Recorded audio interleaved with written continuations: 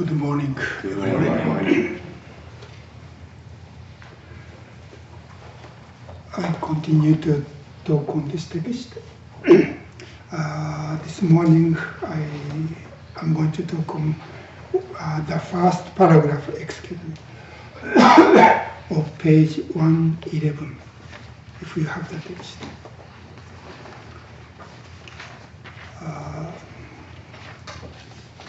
This is a kind of interesting paragraph to me. In the Bible, it is written, they, I'm not they, how do you pronounce T-H-Y? Thy will be done. This is from Matthew 6:10. And whether you eat or drink, or whatever you do all to the glory of God. This is First Corinthians 10:31. And we love Him, that is God, because He loved us first.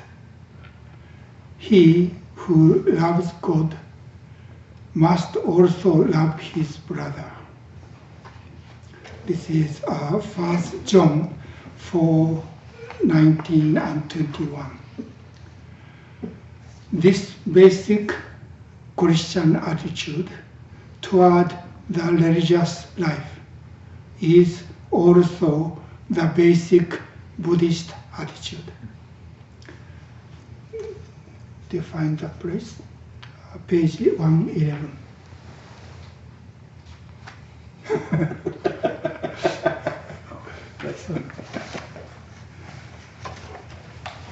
Well, in this section of this book, Okumura Roshi talks about Zazen practice as religion. And in the previous sentence, paragraph, he talks about then what is religion. And he said, with this word religion, we almost always associate with the religious sect or institution or doctrine or authority as the object of worshipping. But he said religion has nothing, at least religion, Zazen as religion, when he said Zazen as religion, this religion has nothing to do with those three things. And he said, not only he, but as I said last week, religion in Japanese is shūkyō.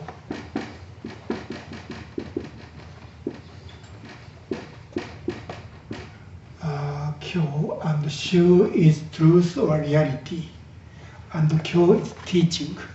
So Japanese word shūkyō, that is the equivalent of English word religion, means teaching about the truth.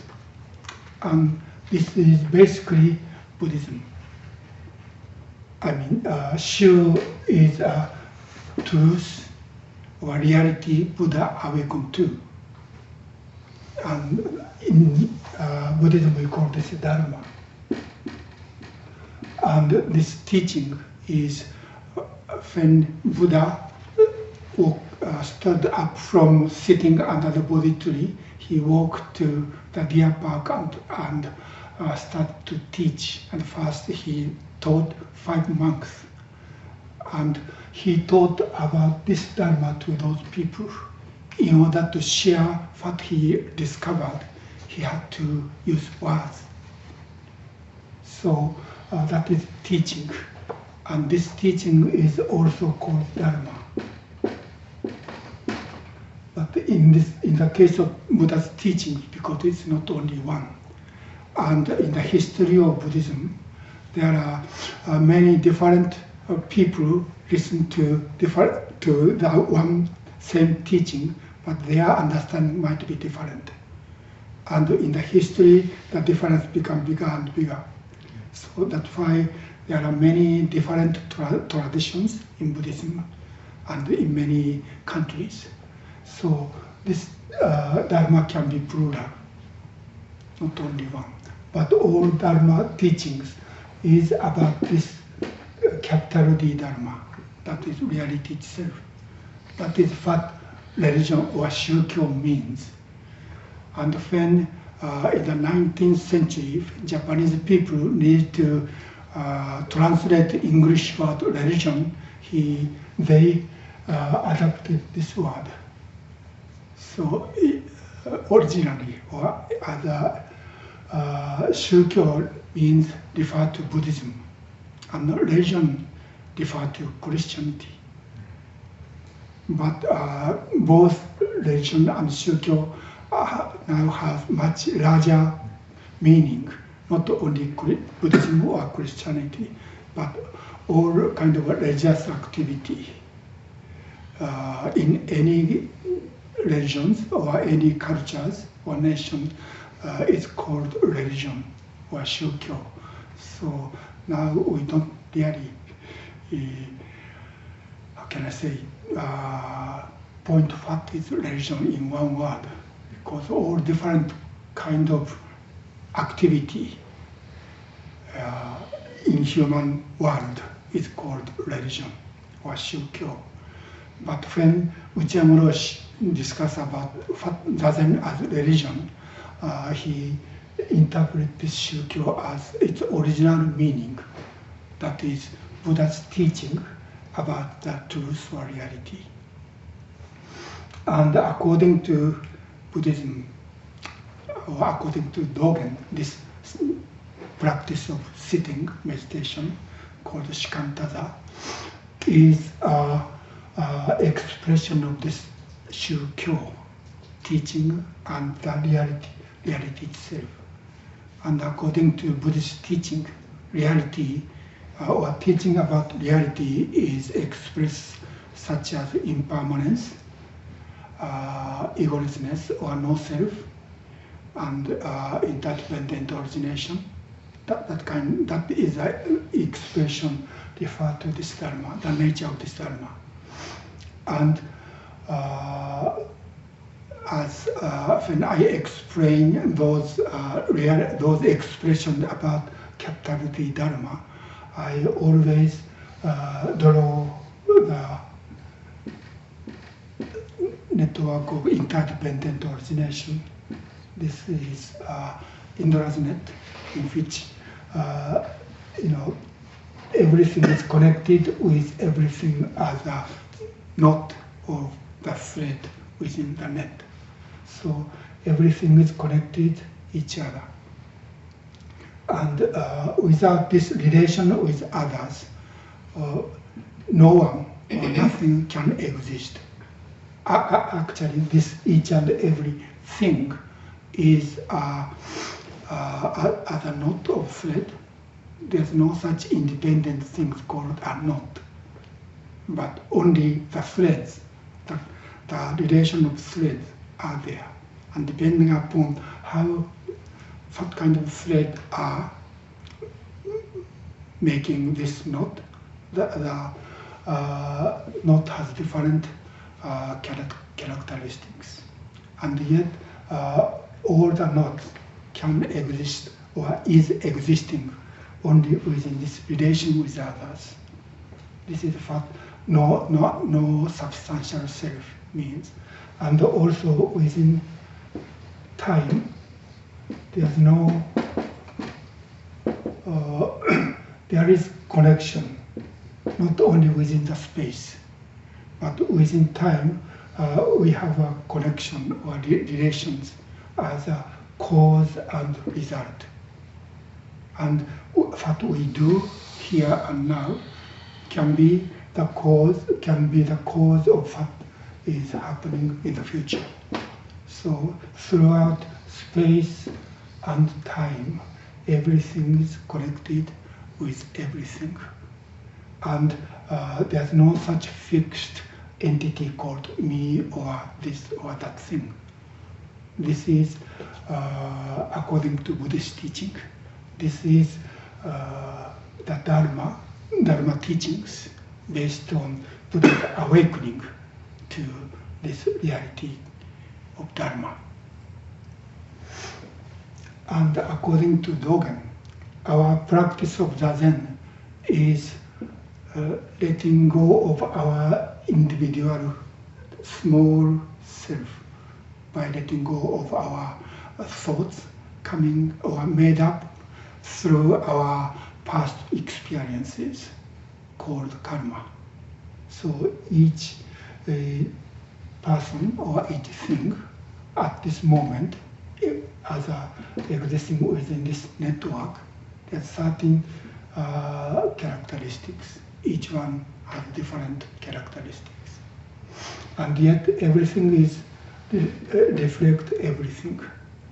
So in a sense, this is one thing, such as there are different kind of organs in our body, but this body is one body. So this entire network is one network.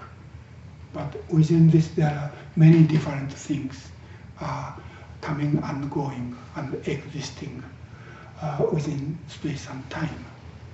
And our zazen is to sit, letting go of all the thought made up from our karmic experiences.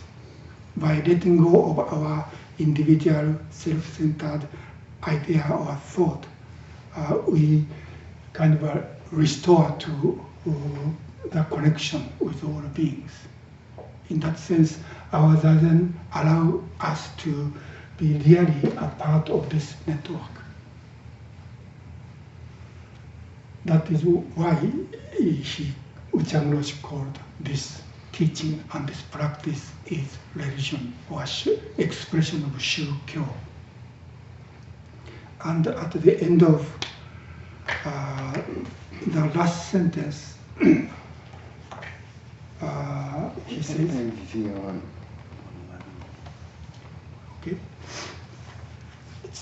if religion means the teaching about the most refined attitude toward life, then Buddhism is certainly pure religion. That means the teaching about the true reality. Since to live out the life of the self does not mean the self-intoxication of some egocentric self. So our way of thinking and our behavior created by our past experiences, including education or anything we experience, create the way we think and the way we do our behavior. That is our personal or individual self. And whether it's a good thinking or good or positive thinking or negative thinking, those are from one point of view. So we can see this network only from one position. That means we cannot see this network as a whole because we are inside of it and we are part of it. We have to take a position. So whatever idea or thinking we have, or that is not reality itself. That's why we let go or open our hand of thinking. Then we, not we, but this zazen of letting go of thought allow us to be simply in this network. Even our egocentric idea is still here and coming and going in our brain. But still we are part of this entire network. That is the nature of Zazen according to Dogen Zenji. And on the contrary, this is the attitude of discovering the life within the self that is connected to all things. So by sitting and letting go of our biased way of thinking and doing things, we see or discover this self as a part of this entire network. It means aiming at manifesting the life of each and every encounter and seeing all of these encounters as our own life. So, as Dogen said in Genjo Koan, we usually view things from my point of view and make judgment or evaluation and take action. But Dogen said in Genjo Koan, he said that is delusion. But when we are verified by all beings and carry out practice enlightenment, practice Zazen, so the direction is opposite. It's not we take our view toward all beings and make judgment, evaluation. But we are illuminated or verified by all beings, and we take action or we practice on that basis. To do so, we need to let go of our self-centered, biased way of thinking. That is what Okumura Roshi is saying. That is the nature of our Zazen as religion. This life attitude is referred to in Buddhism as compassion. This is compassion in Buddhism. That means this structure of beings. We are connected with all beings throughout space and time. This structure of our life is itself compassion. Not only compassion, but according to Mahayana teaching, this way of being is called Buddha. Not Buddha as a person, but Buddha as Dharma. We call this Dharmakaya.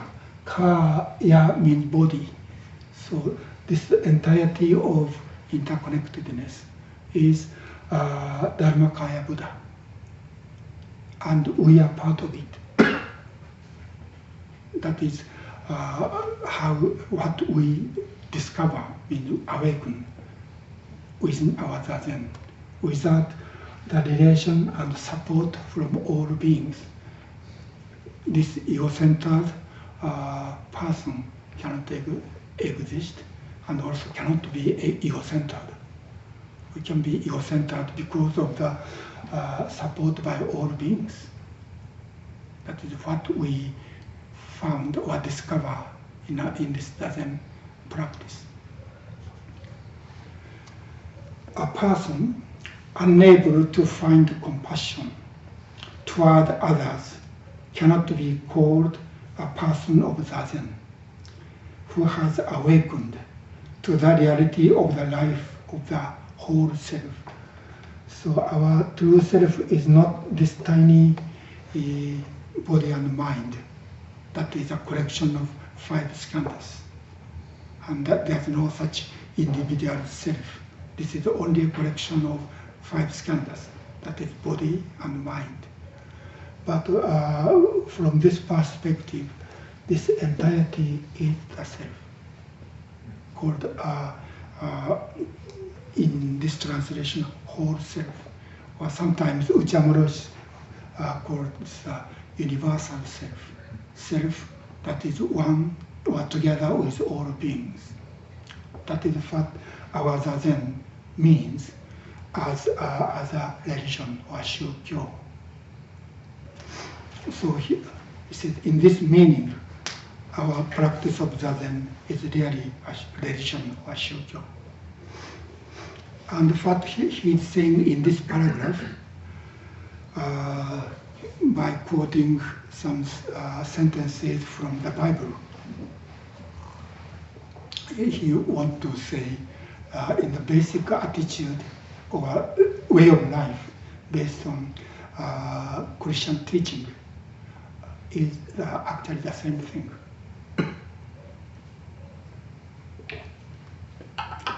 Okumura Roshi studied Western philosophy when he at his university and graduate school. So he understood Western philosophy, basically German philosophy. And he became the teacher of Christian seminary, and he studied Catholic theology. So he have quite solid understanding of Western way of thinking and Christian theology. And after that, he became a Buddhist monk. He started to practice Zazen after he studied Western philosophy and Christian theology. Basically, he couldn't become Catholic, he said, because of its institutionalism. He couldn't be a part of it.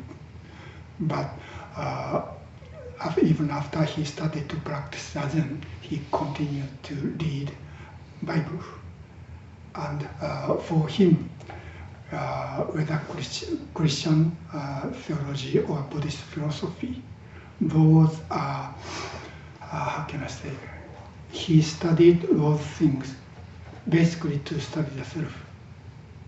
He didn't want to become a Christian or a Buddhist, but he wanted to study this truth through those teachings. So in order to understand who he is, what is his self, and what he's doing, that is Zazen practice, he continued to study both Buddhist philosophy and Christian, I don't think theology, but he didn't study theology, but he read Bibles. He studied what Jesus said and what Jesus' disciples said. And those three sentences are said by Jesus himself and Saint Paul and Saint John. And I'm sorry, but I know nothing, a little bit know, but I have no idea about Christian or Catholic theology. I read Bible a little bit when I was a high school student, that's all. So I really don't know, or I couldn't say whether what Okumura Roshi is saying is correct or not in terms of Catholic theology, or in terms of understanding of Christianity. But I only understand why Okumura Roshi said, Buddhist attitude and Christian attitude toward life is basically the same. His basic understanding of Christian teaching, I'm not sure it's teaching or not, is Okumura Roshi interpret the teaching of Christianity that the God creation of the world by God is not ceased after 7 days, but it's still in the process of creation. So God is still creating, and this is how God's power of creation is working. And the difference between Buddhism and Christianity is, in Buddhism, this is Buddha's Dharmakaya. But I think in the case of Christianity, God is above there and working. Probably that is the difference between Christianity and Buddhism. Or Buddha as a historical person, Shakyamuni, Buddha is a part of this. Even though he was part of this he awakened to this reality. And later in the Mahayana Buddhism, we start to think this entirety of cause and result or interconnectedness is Buddha himself. That is, so what is happening within this time and space, everything happening in this time and space is a manifestation of Buddha's power of creation. I'm not sure this is right view or not in terms of Catholic or Christian theology, maybe not, but Uchamura doesn't care about that. But this is basic understanding of Okumura Roshi's way of what is taught in the Bible. And the first sentence he quote is from Matthew 6:10. I cannot pronounce this THY, so let me use you. And I use the how can I say, more newer translation. Okumura Roshi read the Japanese translation of Bible, old translation, translated into classic Japanese. So this kind of word that like a THY will correspond with what Okumura Roshi use. That is why I think Tom Wright keep this expression Thai. But in the newer translation or translating into modern English, what Buddha, not Buddha, I'm sorry, what Jesus said is, this then is the way you should pray. This is the beginning of the famous sermon of Jesus on the mountains. And he teach how to pray to God. And he said, "Our Father, who is in heaven, your name be kept holy. Your kingdom come. Your will be done on earth as in heaven." So what Okumura Roshi is saying is not when we pray to God. This is my understanding, so it might be mistaken. You know, when we pray for something to God, we often ask my desire to be fulfilled. Something I want can be actualized. That is basic, or most common way of praying. I want to get something, and I ask God or even Buddha to give this thing to me. Especially when I feel I don't have enough power to gain this with my personal effort. We ask some power beyond human beings to make this wish happen as I wish. That is, I think commonly that is what praying means, asking or request something to God. But what I think what Jesus is saying is that is not prayer. But we should pray that not my desire or intention or wish, but Buddha's, not Buddha, I'm sorry. God's will should be realized. So it's not asking or requesting something we want, but we should pray that God's will is done in this world, not our human desire. And what Okumura Roshi is saying is, this is the same with when we sit, letting go of our personal or ego-centered thought and being one or together with all beings. When happening in this structure of time and space is God's power of creation. Then our prayer, according to Jesus saying, is what God's will should be actualized, not my desire.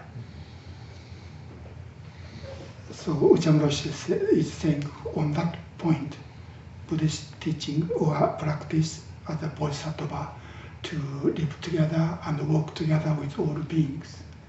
And what Buddha, what Jesus taught is the same thing. It's not this entire network or interconnectedness is not made to fulfill our personal ego-centered desire. So we have to let go. And we see that in the Bible, God's will. Or we need to awaken, in Buddhism, we need to awaken this reality and that we are supported by all beings. So we also, as a part of it, we have to also support other beings. At least we should not, or we should avoid being harmful to others. I think on that basis, Okumura Roshi is saying Buddhism and Christianity are the same. And next one is a letter of Saint Paul from 1 Corinthians. Whether you eat or drink, or whatever you do all to the glory of God. Do all to the glory of God. In Japanese translation, it says something like, we should do everything, eat or drink or any other things, in the way Buddha's, God's glory is revealed through our activities. And this is exactly the same when, for example, Dogen discuss or describe about how we eat meals. He described in detail, how we receive the food. And there is a famous contemplation in each meal. We have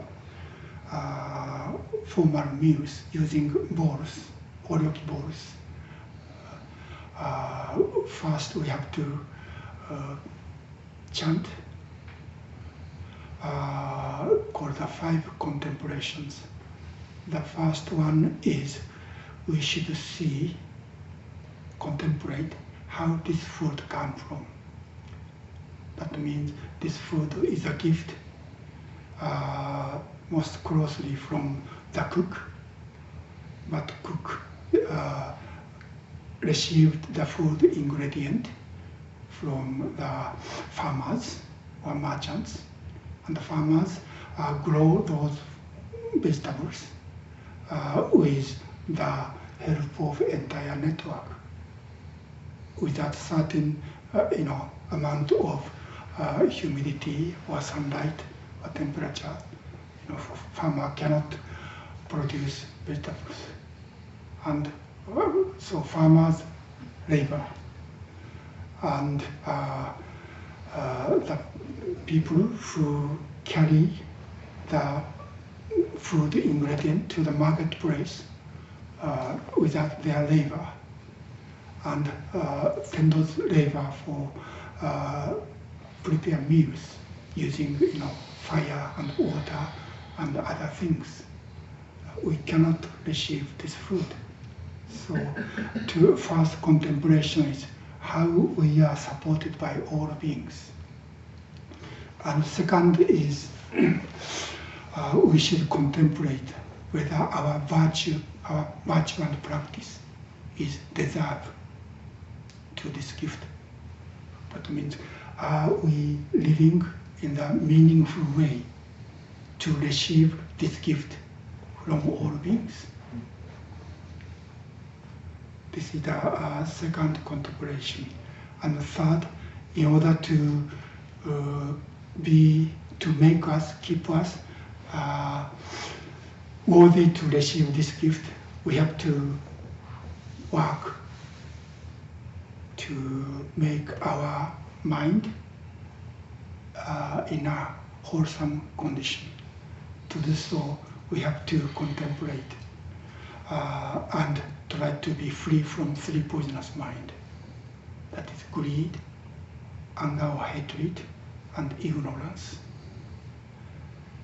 When we receive food, those three things are so simply manifest from inside of ourselves. If the food is good, I want to eat more, and more than others. Often the quality of food is not so good, I become angry toward the food itself and toward the person who cooked. And we have hatred. And when we are controlled by those greed and anger or hatred toward what we receive, then we are ignorant of this interconnectedness. How many people and how much gift we are received, even though we are not worthy to receive. I mean, we receive, those sunlight, water, and air free. This is really amazing gift. And what is fourth? I forget. But fifth is we receive this gift to to complete awakening, or the way. So our receiving this gift is to awake to this reality or truth that we are living or together with all beings. That is, so not only our Zazen practice, but the way we receive the gift, not only food, but almost everything we can use is a gift. So we have to contemplate or reflect whether this person is worthy to receive such a great gift. That is a basic attitude we should in our Zen practice. And what Okumura Roshi is saying is what Saint Paul is saying, whether we eat or drink, we have to do it, behave it in the way not our desire satisfied, but as the God's glory revealed and show to other people. So this is more kind of a practical day-to-day activities. We have to behave as to reveal or express this reality. That is my understanding. So don't believe. I think you have more better understanding about what is said in the Bible. So if what I'm saying is mistaken, please make correction. And the third one is from first letter of John, section 4:19. So these three sentences are expressed or written or said by three different people at three different within three different situations. When I read, Buddhist literature, I can see the context or background of these three sentences. But I know nothing about the history of Christianity, especially early history. So I don't know if these three sentences are really saying the same thing or not. But anyway, St. John says, we love him, and this him is capital H him, and it said in the bracket God. But I have a question about this translation. I checked 2 English translation and 2 Japanese translation, and this is a object of love. In this translation, it says, he, we love him, we love God. So this him or God is an object of our love. But in English translation, there's no object. It's only said we love, because he, God, loves us. So the object of love is not mentioned. Only one Japanese translation add the object as God. So this is a question to me, whether this we love God because God loves us first. If we say so, that is kind of a trading, because he gave this, I give back. And I'm not sure that is what St. John is saying or not. But I think this love has no object. Actually, in the Bible, in this letter, John said, we should love each other. I think because God loves us. So here, God is here about these things happening in Christianity. But God, basically, the motivation, I don't know if God has motivation or not, but compassion or love, He is creating these things. So we see the God loves us. Therefore, he said, we should love each other. I think that is what he's saying. And in the case of Buddhism, as I said, this is itself Buddha's compassion. So we are living or existing within Buddha's compassion. So we have to kind of share the compassion with all beings. That is the Buddhist logic, and I think this is a Christian logic. Why we have to love or respect or have a being compassionate with all beings. Not because I personally have great power or great lot of possession or wealth. Therefore, I can share my possession with others because of my love toward others. I think that is not Buddhist compassion or Christian love. But because we are given freely, we also share what we can share with others. So there's no self or person and person's possession. Everything is given. Therefore, we share with all beings. And based on, at least on this point, Christian attitude toward all beings and love them. and a Buddhist attitude of compassion. Because we are supported by all beings, we try to support all beings. Or because God loves us, we love all beings. Is, I think, basically the same. And according to Okumura Roshi, that is the essence of religion.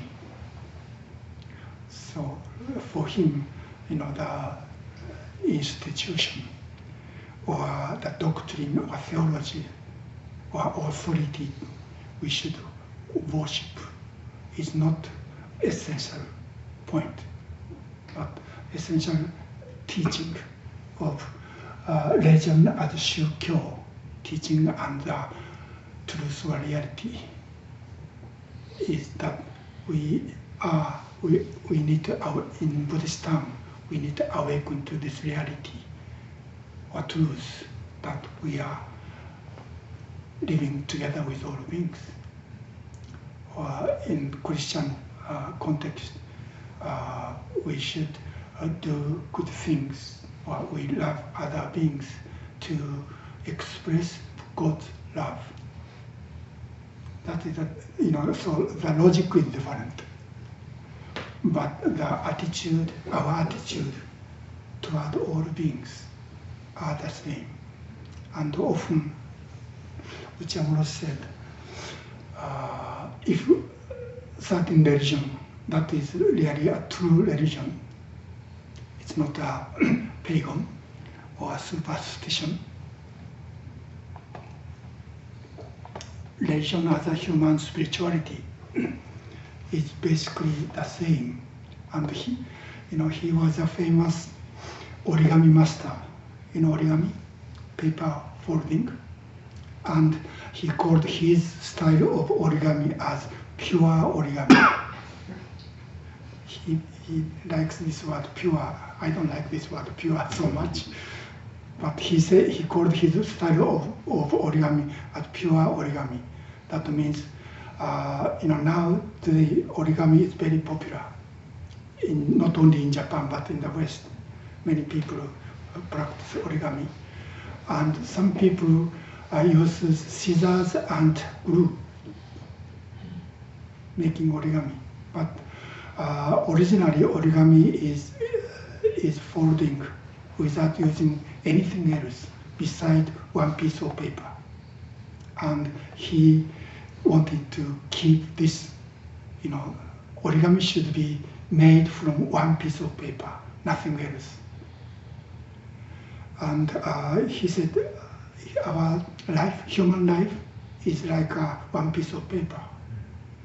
And depending upon how to fold, the shape can be different. Like a Christianity or Buddhism or Judaism or Islam, depending upon who make the origami and what is the situation or condition or climate or culture, the actual work of origami are different. But basically, when we unfold it, it's one sheet of paper. That is his basic understanding of religion or spirituality or practice, how we live. In his personal expression, most refined attitude toward life.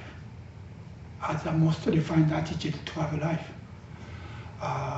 in each culture or climate, our expression is different. Like each origami work are different, depending upon how we fold.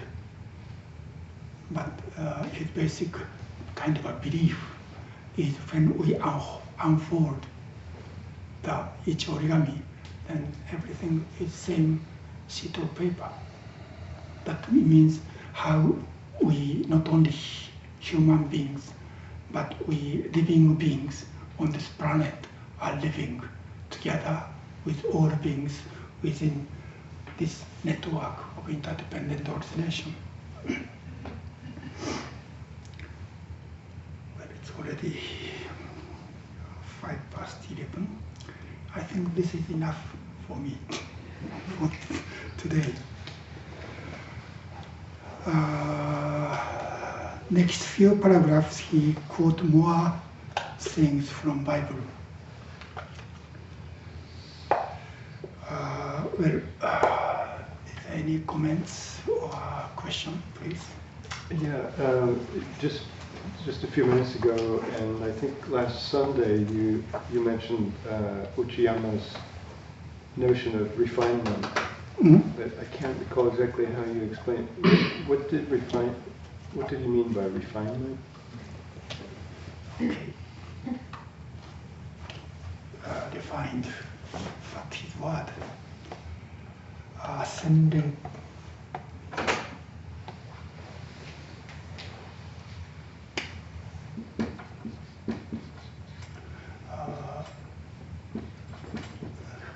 You don't need Japanese word.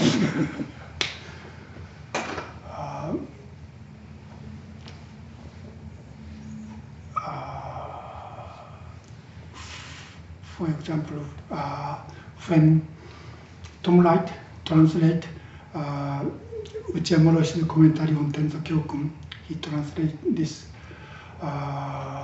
title as Defining Your Life. And this came from Okumura Roshi's sayings, the most refined way of life. Actually, the original title of that book in Japanese is different. The literal meaning of that title of that book is 人生料理の本, so cookbook of life. What? Cookbook of life. Cookbook of life. So when Tom Wright is working on that translation, why don't you use this literal translation, cookbook of life? But he didn't like it. At that time, he said, English word cook does not have a profound meaning. But cooking your life is very meaningful in Japanese. You know, cook or cooking in Japanese is ryori.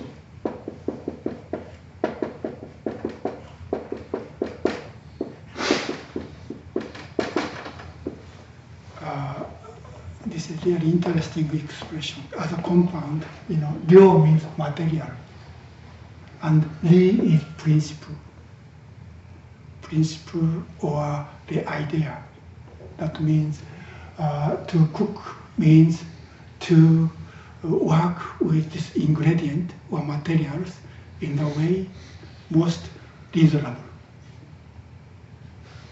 and make this ingredient most tasty and nutritious. That is what ryori, to cook, means in Japanese. So cook your life means, you know, this is the food ingredient, our body and mind. How can we work with this in the way we can make this most tasty and nutritious to ourselves and to all beings? That is what to cook means. So I thought cookbook of life has deep meaning, but he couldn't see that meaning.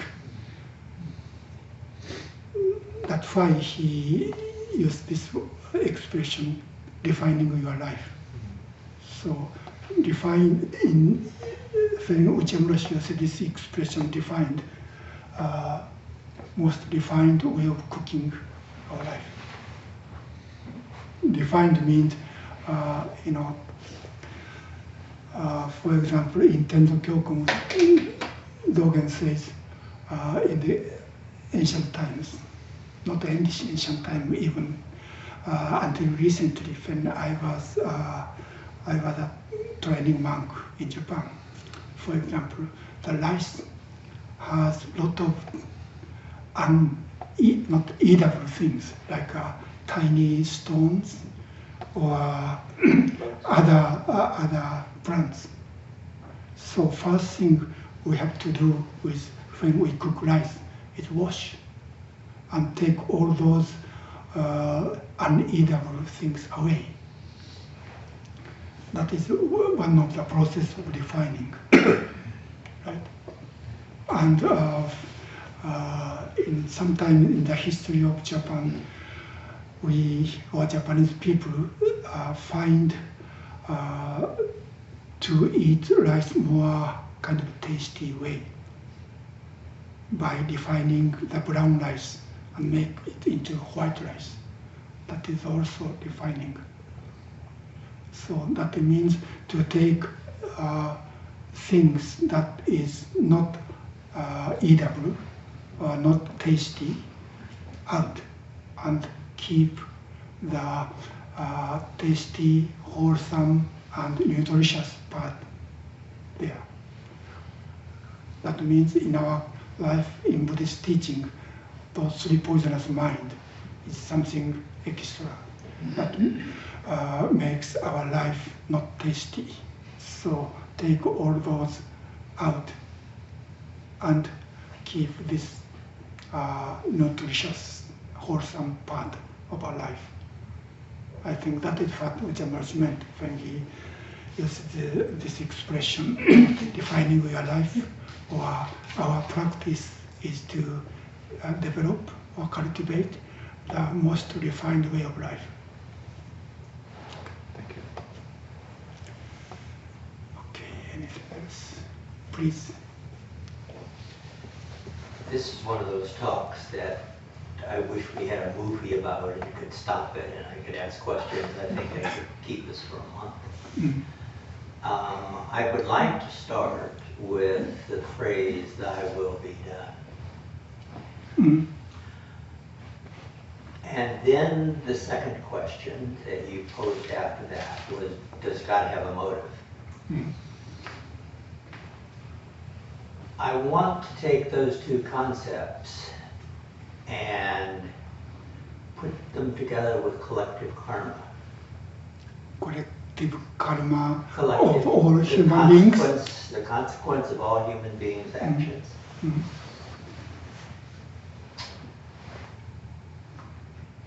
You stated, and I think true, Mm. first of all, let me just say that I have heard lots of interpretations of what you've just done in terms of scripture over the years. Mm. And I like yours the best. Thank you. But it does, in my mind, raise lots of questions in the two streams of thought between Buddhism and Christianity. Mm. So that's what I'm trying to kind of puzzle through. So if you've got "Thy will be done," and the only prayer that you give in response to that is, "Let me submit, open myself to Thy will." Mm. And Thy will then would seem to have, if it has a motivation, an outcome. And so you're submitting yourself to the outcome. If you translate that to collective karma, we all influence what we do, for better or worse. And we all submit ourselves, if we do it correctly, I think, to the outcome of that collective karma. Now, when you knew I was going to get back to the Atman and Atman thing. When you get back to what you call this time, I think I got the phrase right, the insubstantial self. Mm. When you get back to the insubstantial self that is transitioning through space-time and individual misperceived time, the insubstantial part of it is the attachment to the individual will, rather than being able to reconcile thy will to the outcome that, and this is the question, did Buddha intend it? Is there the same kind of will with the capital, no, it would be the small d teachings, I think. Is there the same kind of outcome as thy will? And if there is, then there is an element of no choice. You have a deterministic outcome of our consequence of karma, in the same way that you have a deterministic outcome in Christianity's predetermination doctrine.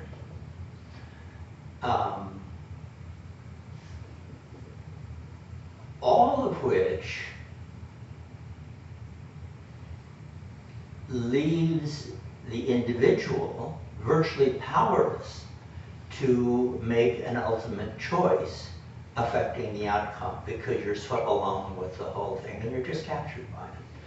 You only have a very small margin of morality, I think, in this thing. And it seems to me that both doctrines move that way, but the question is, what is the final outcome? Final outcome. I don't think I understand your question. Okay, I just wanted to talk about it as much as anything. Does anyone can answer to him? Well, the only thing that reminds me of in school, and at some level took a course in evolution. Okay, and there are a lot of puzzles in evolution. Yes, it's a very good analogy. Right. And at some point, so someone asked the professor, you know, what has this to do with the notion of the special creation vis-a-vis evolution? He didn't have an answer. And he said the tendency of the human, or our yearning, is to know. You know, we want to know. Okumura Roshi also used to say that. He used to say, what strange creatures we are. We want to know. We have to know. Even if we got time telling us that we can't know. I don't know. But the teacher in evolution, he said that's where, as a scientist, he could stop. He didn't necessarily want to stop, but he said that's where it stops, because he couldn't, at least, and from all the evidence he put before us, you could describe a direction, how things are going, but you couldn't then speculate on End point. Yeah, an end point. Yeah. So anyway, that's all I can think of with that. How Well, parallel it was. I think you're right, and what I still can't come to grips with is what we mean exactly by insubstantial self. She thinks I'm going to talk about an atom. I'm sorry, what? As an atom, Oh. of a tree or a cane or whatever, Yeah. and I don't dispute that necessarily. But I think that is the consequence of what happens when you get beyond the insubstantial self. And what I still, and I'm not trying to have some sense of immortality in this thing, but I just don't think the self necessarily ends, the self or non-self, you know, whatever that ambiguous thing means, necessarily ends at death. I think as long as we still have our remnant attachments going through the space-time continuum of anger and delusion and all that sort of stuff, that the lecture you gave 4 or 5 times ago, where you have the different levels of unconsciousness, and you said it almost comes in on a cellular level. I'm beginning to wonder if that cellular level is not some reflection of the collective karma that we have to keep working for to purify, in the same way that when Buddha finally obtained enlightenment, he said, I see all of my previous rebirths, and this is going to be my last one, because my insubstantial self that has gone on and on through space-time, the space-time continuum, can now come to an end because of my total purification and the total letting go and accepting of thy will. I'm sorry, but that is beyond my understanding. I'm I have no answer to that question. No, I think that's an important there is good no question. answer, and I tried to be very clear that I'm Mm. saying I'm now wondering if, Mm. and so that's just what I'm thinking. Okay. Thank you for your question. Please. When you're describing Buddhism's fundamental attitude towards life Mhm. as compassion, Mhm. I'm surprised with the word that's chosen is compassion and not love. It seems like love is the word used in the Christian tradition, and compassion seems to be the word used in the Buddhist tradition. I see a lot of similarity and overlap, so why not use the same word? There's something going on that there's a distinct choice. I don't understand that something. There's a problem in Buddhism. You know,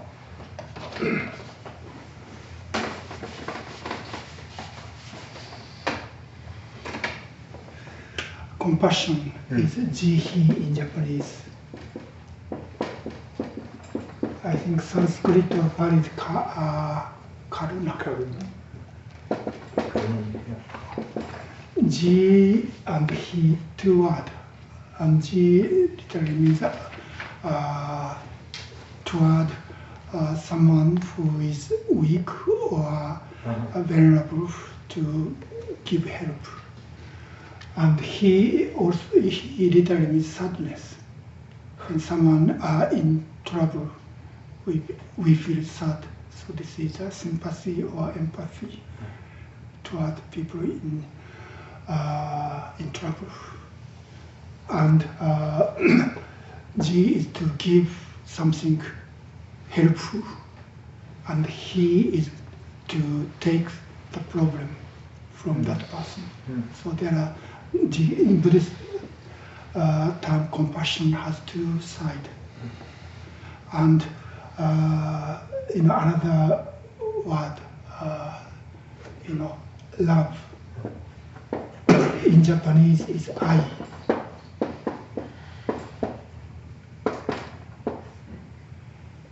And the problem for Buddhism is this I is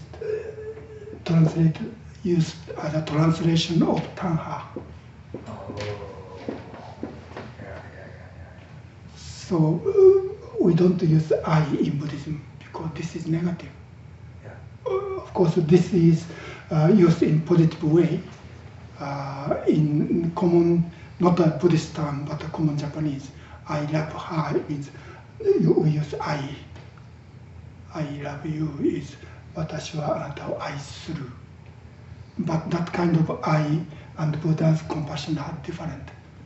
This kind of I can be attachment, and it become anger. When this our love or attachment is not kind of answered in a positive way, we hate that person. So in that sense, this I can be an opposition of hatred or anger. So because that connotation of this word I in Buddhism, we don't, Buddhism as a positive, Buddha's love is not called I, but jihi. But when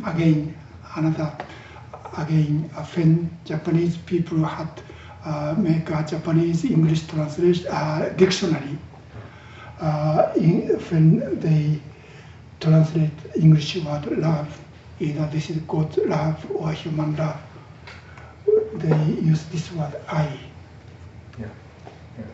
So possibly, God's I can be translated as jihi. Please.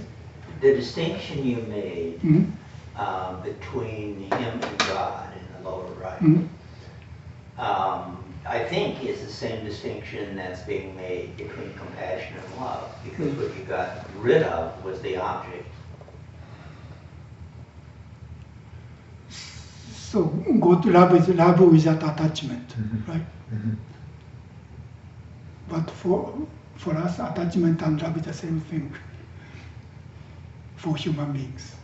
So in English, the difference between God love and love between human beings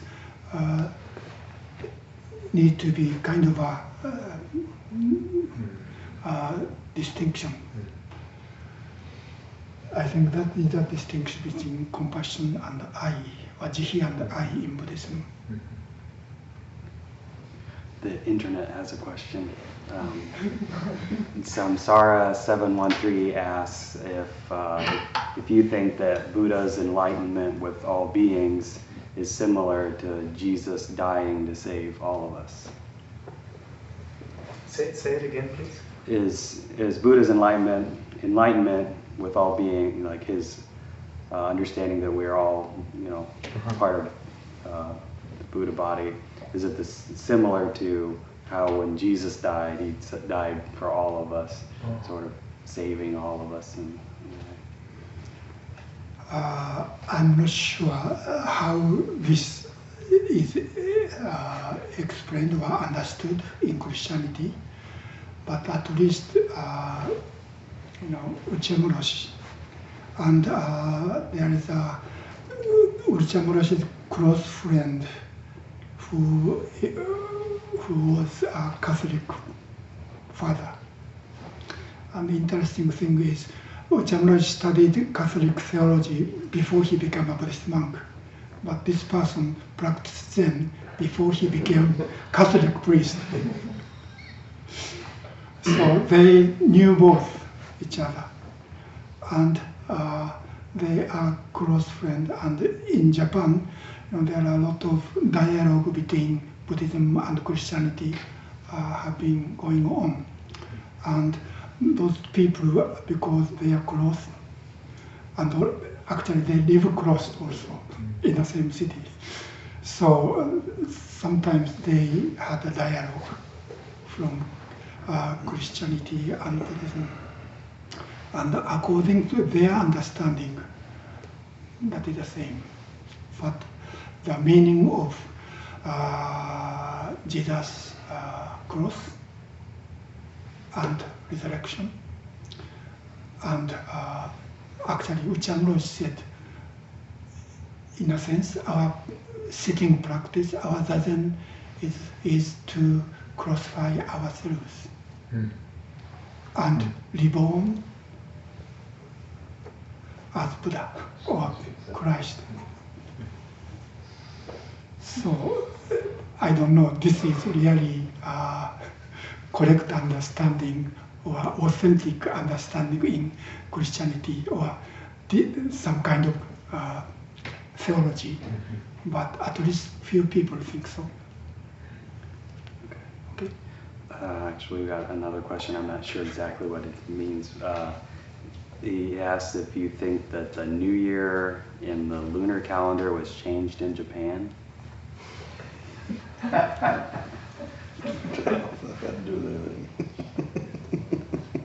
don't know. No, I'm not sure. But maybe the difference between the lunar calendar and... Yeah, New Year in lunar calendar is around this time, around February 10th. Yeah, so it's different from solar calendar New Year. So in China, they still celebrate New Year around this time. If you go to San Francisco, in Chinatown, they have a New Year celebration now. But somehow in Japan, we adapted solar calendar, and in countryside, when people have kind of attachment to the traditional way of celebration or traditional culture, they still celebrate New Year around this time of the year. When did they switch over to the solar? In Meiji era, that is end of second half of 19th century. Japan wanted to make everything westernized. That was a problem. You spoke about you spoke about characteristics of reality. One was impermanence, the other is egolessness, and the third is interdependence. Maybe we should add another one that is suffering. That's what I wanted to Yes. ask about. So that wasn't mentioned today. I don't know that today's the time to go into describing it, but it's nice to hear that there is this other layer just because it connects with my training in a different tradition. Okay. Usually suffering is interpreted as dissatisfaction Dissatisfaction. or dissatisfactoriness. Yeah. And because of impermanence Uh-huh. and no self, we cannot control our life. That's why our life is always dissatisfactory. Isn't that because the I and the not, these different things are coming together? If I consider myself, I don't have this notion of an insubstantial self. I think I'm real. This is what I want. I don't get what I want. That's where the dissatisfaction comes from. Whereas if I had this other vision of the entire network and I wasn't centralized onto this is who I am, this body, this gender, this history, these desires, then that level of dissatisfaction is going to go. I think that is called nirvana. Yeah, okay, let's go. Cessation of suffering. Okay. Thank you very much.